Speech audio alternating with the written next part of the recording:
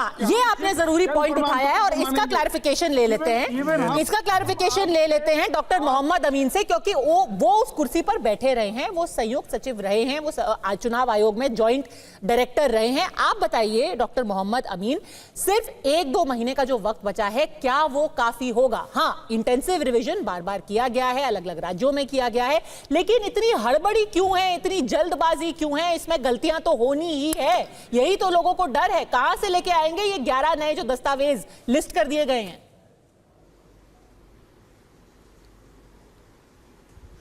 पद्मजा जी, मैं हर चैनल पे हर जगह देख रहा हूँ डिबेट, और इन नेताओं के भाषण सुन रहा हूँ।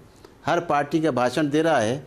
आप देख लीजिए, दिल्ली का चुनाव हुआ, उससे पहले हरियाणा का हुआ, उससे पहले महाराष्ट्र का हुआ। क्या चुनाव आयोग को छोड़ा गया?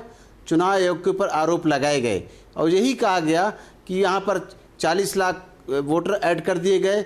UEM Jaipur is a perfect target for prospective students aspiring for good jobs, good education with future-ready skills.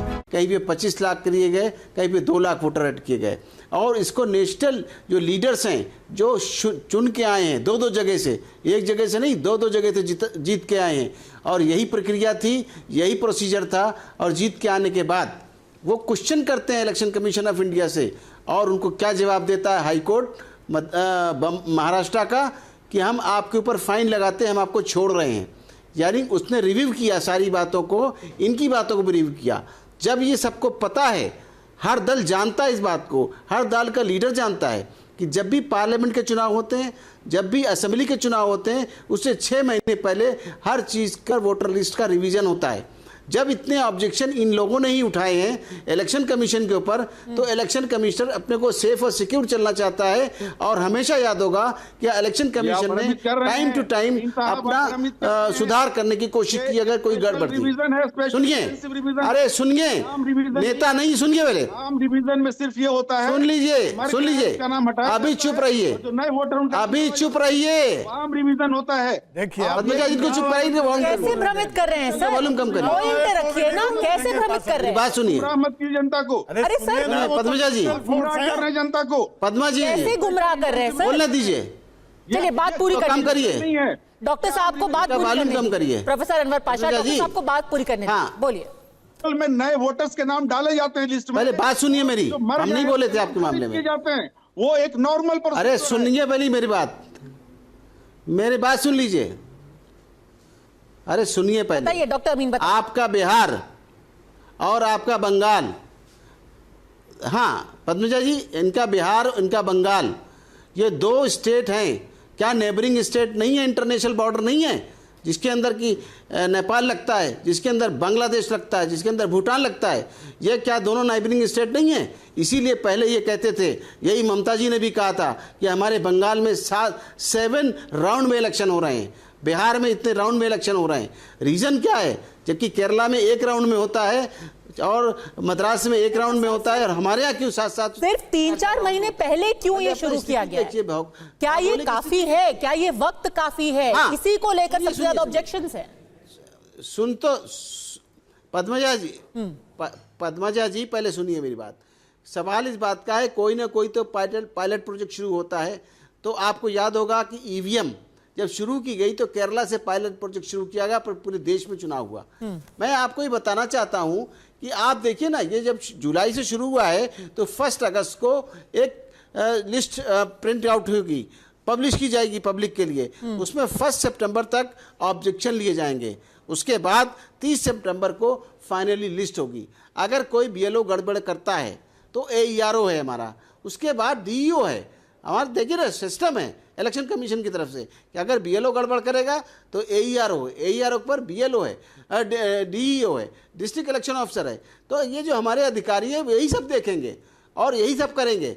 अगर आपसे कोई चीज़ मांगी जा रही है, आप देखिए ड्राइविंग लाइसेंस में हर पेपर देते हैं, ठीक है, पासपोर्ट में हर पेपर देते हैं। ये नहीं कि हम पेपर नहीं हम पासपोर्ट नहीं लेंगे बिना कागज के। अगर इलेक्शन कमीशन भी सुधार लाया है कि हमें पेपर्स दे दीजिए, तो बार बार तो नहीं होगा। तो ये क्या दिक्कत है?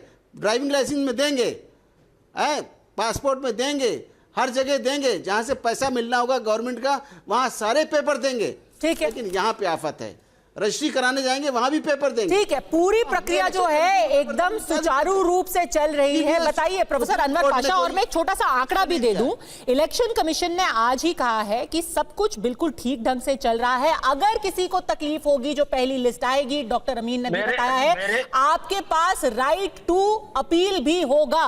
और क्या आंकड़े हैं, अभी तक करीब करीब 21.5% जो फॉर्म बांटे गए थे वो लोगों ने सबमिट भी कर दिए, यानी कि 2 हफ्ते बीते हैं और करीब करीब 22% काम पूरा भी हो चुका है। तो आपको क्यों लगता है कि गड़बड़ी होगी ही होगी?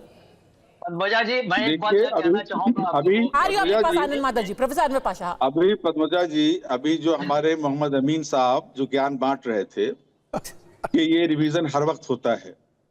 कॉमन रिवीजन जो है, आम रिवीजन की प्रक्रिया हर समय होती है और इलेक्शन से 6 महीने पर हर स्टेट में होती है और पार्लियामेंट के इलेक्शन से पहले होती है। जो लोग मर चुके हैं उनके नाम खारिज किए जाते हैं, जो नए वोटर्स हैं उनके नाम दाखिल किए जाते हैं, उसकी एक अलग प्रक्रिया है। ये एक स्पेशल इंटेंसिव रिवीजन है। इसमें कहा गया है कि आपका कोई भी प्रमाण पत्र नहीं माना जाएगा, आपका सिर्फ एक जो जन्म प्रमाण पत्र है वही माना जाएगा, और आपका नहीं, आपके बाप का, आपके माँ का, सबका देना पड़ेगा। गरीब लोग जो इस देश में हैं, ये स्कूलों का मुंह नहीं देखते जो लोग, वो कहां से लाएंगे प्रमाण पत्र? कितने लोगों के पास बिहार में प्रमाण पत्र है, ये देश प्रमाण पत्र है? जो यहाँ लोग बैठे हुए हैं उनसे पूछिए कि उनके और आपके पिता के पास प्रमाण पत्र है। हर पार्टी का वर्कर किस लिए? ये लोग असिस्ट करेगा, ये काम आपका है, ये बिजनेस आपका है, हमारा बिजनेस नहीं है। वो आप प्रोवाइड कराइए, अपने बिजनेस है पॉलिटिकल पार्टीज का। हमारा वोटर लिस्ट को ठीक कराएं, अपनी माँ का प्रमाण पत्र प्रोड्यूस कीजिए। आपको दिन में सितारे नजर आते है हमारे पास नहीं है, हमारे पास है, किया हुआ गलत है हमारे पास। आप स्कूल का प्रमाण पत्र दिखाइए। आप किस लिए हैं? आपके पास कोई प्रमाण पत्र नहीं है जन्म का, किसी भी गरीब के पास नहीं है। इसलिए कहा जा रहा है कि जो वंचित समाज है, दलित समाज है, ओबीसी समाज है,